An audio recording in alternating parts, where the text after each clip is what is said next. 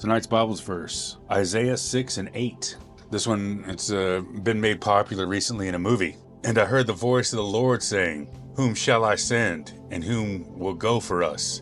And then I said, "Here am I, send me." Pretty terrible impression, but I'm sure you got the idea. Context, this verse is part of Isaiah's vision of God's holiness and the people's sinfulness. In response to the question of who would be willing to serve God, Isaiah volunteers. Breakdown. Heard the voice of the Lord. Isaiah directly addressed by God, indicating a personal call to service. Whom shall I send? God is seeking someone to carry out his mission.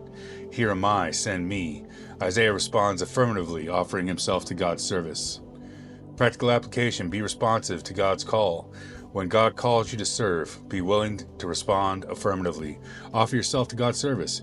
Be ready to use your gifts and talents to serve God and others. Seek God's guidance. Pray for direction and clarity as you seek to understand God's will for your life. Be willing to sacrifice. Be prepared to make sacrifices for the sake of God's kingdom. Trust in God's provision. Believe that God will equip you for the tasks he calls you to. Key takeaways: God is willing to seek individuals who are willing to serve him. We should be ready to respond to God's call when it comes. Serving God is a privilege and a blessing. Additional thoughts: this verse is a powerful reminder that the importance of serving God.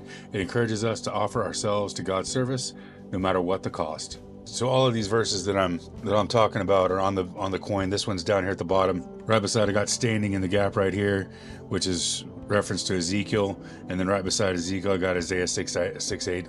Here I am, send me.